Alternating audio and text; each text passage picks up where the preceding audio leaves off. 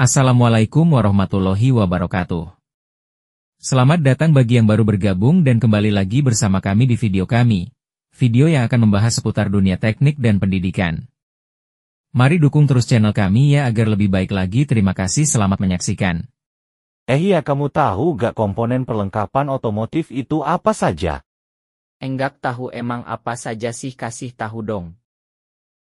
Oke, saya kasih tahu ya. Dengarkan dan simak penjelasan ini baik-baik. Komponen perlengkapan otomotif merupakan komponen penunjang bekerjanya suatu mesin atau alat otomotif, sehingga dapat digunakan sebagaimana fungsinya. Jenis bahan bakar komponen perlengkapan otomotif meliputi komponen perlengkapan mesin, perlengkapan pemindah tenaga, komponen kelistrikan, perlengkapan chassis dan bodi, serta komponen tambahan. Untuk lebih jelasnya kita bahas satu persatu. Komponen perlengkapan mesin. Saat mesin bekerja harus ada komponen perlengkapan yang tergabung dalam beberapa sistem antara lain, komponen sistem bahan bakar, komponen sistem pelumasan, sistem pendinginan, serta sistem pemasukan dan pembuangan.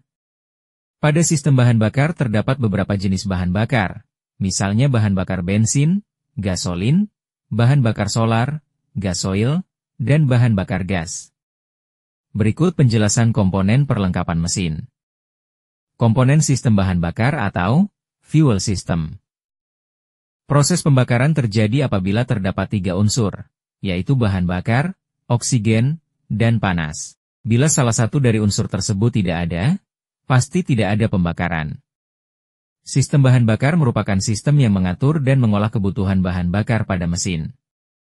Terdapat dua jenis sistem bahan bakar yang umum digunakan sesuai jenis bahan bakarnya, yaitu sistem bahan bakar bensin. Sistem bahan bakar bensin terdapat dua macam, yaitu sistem bahan bakar konvensional dan sistem bahan bakar injeksi. Berikut adalah penjelasan sistem bahan bakar tersebut. Yang pertama yaitu sistem bahan bakar konvensional. Sistem ini yang menyuplai bahan bakar pada kendaraan. Komponen sistem bahan bakar konvensional meliputi tangki, pompa bahan bakar, saringan bahan bakar, dan karburator. Kedua adalah sistem bahan bakar injeksi. Sistem ini menyuplai campuran bahan bakar dan udara yang diatur secara elektronik. Sistem bahan bakar diesel.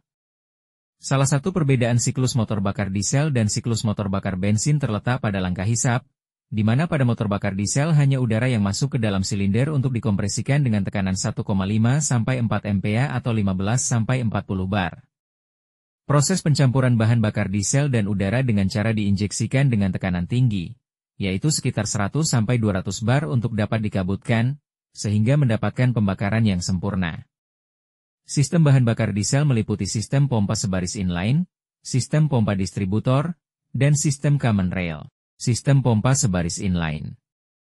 Sistem bahan bakar injeksi diesel tipe sebaris komponennya meliputi tangki bahan bakar, pipa bahan bakar, pompa priming, pompa umpan, saringan bahan bakar, pompa bahan bakar, pipa injeksi, injektor, dan pipa pengembali. Sistem pompa distributor. Sistem pompa distributor pada motor diesel mempunyai tekanan yang lebih rendah daripada tipe sebaris.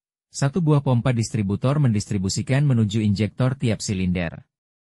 Oleh karena itu, sistem pompa distributor banyak digunakan untuk motor diesel dengan kapasitas kecil dan sedang. Komponen sistem pompa distributor antara lain, tangki bahan bakar, pipa bahan bakar, saringan, pompa priming, pompa injeksi, pipa injeksi, injektor, dan pipa pengembali. Sistem common rail. Sistem common rail adalah sistem bahan bakar diesel di mana proses injeksi dikendalikan dan dikontrol dengan cara elektronik. Sistem ini terdiri dari berbagai komponen, yaitu tangki bahan bakar, saringan, pompa suplai bahan bakar, pompa bertekanan, pipa rail, katup tekanan, injektor, electronic driver control, EDU, dan sensor-sensor. Sistem bahan bakar gas. Bahan bakar gas yang digunakan pada kendaraan bidang otomotif terdapat beberapa jenis di antaranya. Liquid natural gas, LNG, compressed natural gas, CNG, dan liquid petroleum gas, LPG. Dari jenis gas tersebut yang umum digunakan pada kendaraan dan alat otomotif adalah jenis CNG. Terus apa lagi, apa cuma itu saja? Tentunya tidak dong, masih ada lagi, dengarkan baik-baik. Nih penjelasannya. Selanjutnya adalah komponen pelumasan, lubrication system. Mesin otomotif terbuat dari bagian-bagian logam yang bergerak. Dalam bekerjanya, terjadi gesekan antara bagian-bagian mesin sehingga terjadi keausan.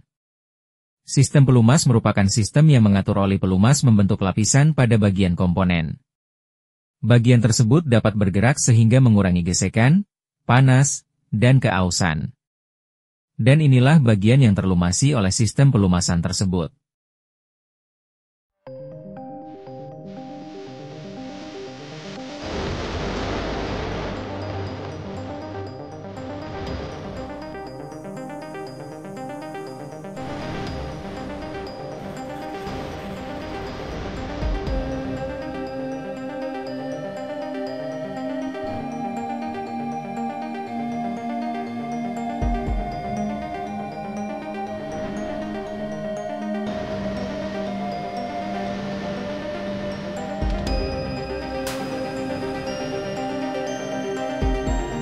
Bagian yang tidak kalah penting yaitu komponen pendinginan, cooling system.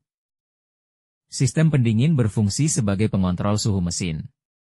Suhu kerja mesin biasanya antara 80 derajat Celcius sampai 95 derajat Celcius. Berikut adalah bagian-bagian sistem pendingin mesin.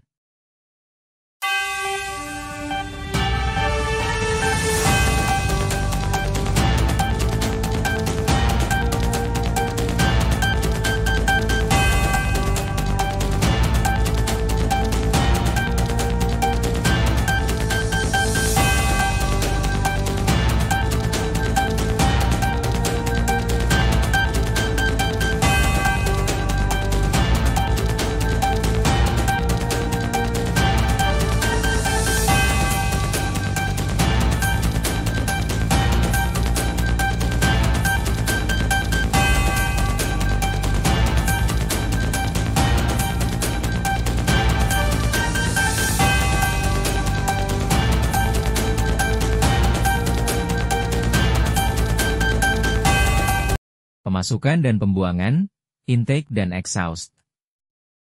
Sistem pemasukan terdapat saringan untuk membersihkan udara dari kotoran sebelum masuk ke dalam silinder bersama bahan bakar. Sistem pembuangan menyaring gas sisa hasil pembakaran dan menyerap suara pada muffler. Dan inilah bagiannya.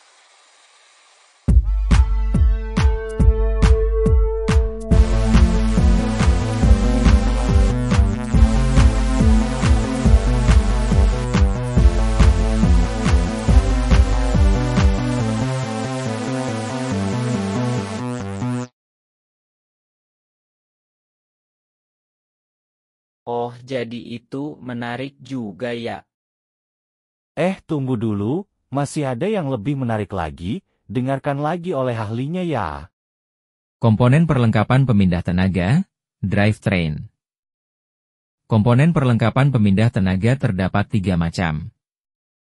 Yaitu komponen pemindah tenaga mobil, komponen pemindah tenaga sepeda motor, komponen pemindah tenaga alat berat. Komponen pemindah tenaga mobil. Pemindah tenaga merupakan serangkaian komponen yang mengelola putaran dari mesin sampai ke roda-roda. Komponen pemindah tenaga, seperti kopling, transmisi, poros propeller, diferensial, poros roda, dan roda. Komponen pemindah tenaga tergantung pada sistem penggerak yang digunakan pada kendaraan tersebut, misalnya front engine rear drive, FR, front engine front drive, FF, midship engine rear drive, MR, dan four-wheel drive, FWD. Komponen pemindah tenaga sepeda motor. Pemindah tenaga pada sepeda motor yang umum saat ini terdapat 2 jenis, yaitu menggunakan rantai yang dikenal transmisi manual, dan menggunakan sabuk atau dikenal dengan istilah matic. Pada sepeda motor, transmisi manual aliran tenaga dari motor bakar akan diteruskan ke kopling, yang berfungsi untuk menghubungkan dan memutus putaran menuju transmisi. Di dalam transmisi putaran diolah untuk meningkatkan torsi maupun kecepatan, Setelah dari transmisi akan diteruskan ke poros gigi sproket depan yang kemudian diteruskan oleh rantai ke gigi roda belakang. Pada pemindahan tenaga sepeda motor matic, tenaga dari motor bakar akan diteruskan menuju kopling sentrifugal pada puli utama sekaligus pengaturan peningkatan torsi dan kecepatan. Hal tersebut terjadi pada perubahan puli utama dan puli sekunder. Putaran pada puli utama akan diteruskan menuju puli sekunder dengan perantara sabuk. Komponen pemindah tenaga alat berat. Komponen pemindah tenaga pada alat berat sangat bervariasi sesuai dengan fungsinya masing-masing. Tenaga yang dihasilkan dari motor bakar diteruskan ke pengubah torsi, torque converter. Torsi akan dinaikkan sesuai dengan kebutuhan. Torsi yang sudah dilipat gandakan tersebut, kemudian disalurkan menuju transmisi untuk pengaturan kecepatan dan mengatur arah putaran. Selanjutnya, putaran tersebut diteruskan ke poros menuju ke depan dan belakang untuk menggerakkan roda. Komponen perlengkapan chassis dan bodi. Komponen perlengkapan chassis dan bodi merupakan komponen yang berhubungan dengan kenyamanan terhadap berbagai kondisi saat berjalan. Komponen roda, UHL. Komponen roda merupakan komponen yang berfungsi sebagai tumpuan atau menopang beban kendaraan secara vertikal maupun horizontal. Roda juga berfungsi untuk meredam kejutan yang timbul karena permukaan jalan yang tidak rata. Roda pada kendaraan yang umum digunakan terdiri dari pelek dan ban. Komponen sistem rem, brake system. Rem berfungsi untuk mengurangi kecepatan laju kendaraan dan menghentikan kendaraan. Sistem rem ini bekerja merubah energi kinetik menjadi energi panas. Energi panas yang terjadi akibat dari pergesekan antara komponen cakram atau tromol dengan kampas rem. Komponen sistem suspensi, suspension system. Komponen sistem suspensi berfungsi menyerap kejutan dan getaran akibat permukaan jalan yang tidak rata sehingga menambah kenyamanan dan kestabilan berkendara serta menopang beban kendaraan. Komponen sistem kemudi, steering system. Sistem kemudi berfungsi untuk mengatur, mengarahkan, dan mengubah arah gerakan kendaraan dengan cara membelokkan roda. Rangka dan bodi, frame and body. Rangka berfungsi sebagai penopang dan tempat dudukan komponen mesin serta komponen pemindah tenaga. Bodi melindungi bagian dalam kendaraan dari panas dan hujan. Terus di mobil dan sepeda motor itu ada lampunya, emang dari mana itu kok bisa menyala? Bisa dong, kan ada baterainya dan pengisian baterai, nih disimak. Komponen perlengkapan kelistrikan. Komponen kelistrikan berfungsi sebagai penyedia arus listrik untuk digunakan berbagai keperluan pada kendaraan. Komponen perlengkapan listrik antara lain sebagai berikut. Komponen sistem starter, starter system. Komponen sistem starter digunakan untuk memudahkan dalam menggerakkan siklus motor bakar. Caranya adalah merubah energi listrik baterai menjadi energi gerak agar dapat memutar poros engkol. Komponen sistem pengapian, ignition system.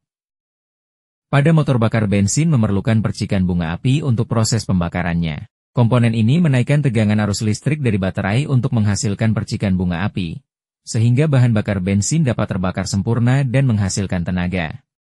Sistem pengapian saat ini terdapat dua jenis, yaitu sistem pengapian mekanik atau konvensional dan sistem pengapian elektronik. Komponen sistem pengisian, charging system. Komponen sistem pengisian merupakan komponen yang merubah energi mekanik dari mesin menjadi energi listrik. Tujuannya adalah untuk pengisian baterai dan keperluan komponen kelistrikan lain pada kendaraan. Komponen sistem lampu dan tanda, lighting signal system. Komponen sistem lampu dan tanda merupakan komponen yang memberikan cahaya pada malam hari dan memberikan isyarat lebar kendaraan serta isyarat pada saat kendaraan akan berbelok. Komponen sistem pembersih kaca, wiper and washer. Komponen ini berfungsi untuk membersihkan kaca bagian depan dan belakang dari kotoran, debu, air hujan, dan benda lainnya yang menghalangi pandangan pengendara. Nah, jadi itu ya penjelasannya tentang perlengkapan otomotif, semoga kamu paham. Oh jadi itu ya, sekarang paham deh. Terima kasih ya penjelasannya, semakin tertarik belajar otomotif nih. Selanjutnya mau membahas apa lagi nih, kasih tahu dong. Oke, sama-sama, mau tahu? Tunggu saja ya di video selanjutnya. Demikian video kali ini, semoga bermanfaat. Jangan lupa dukung terus channel kami supaya lebih berkembang lagi. Bagikan ke yang lain agar lebih banyak yang tahu, banyak ilmu pastinya semakin seru. Terima kasih. Wassalamualaikum warahmatullahi wabarakatuh.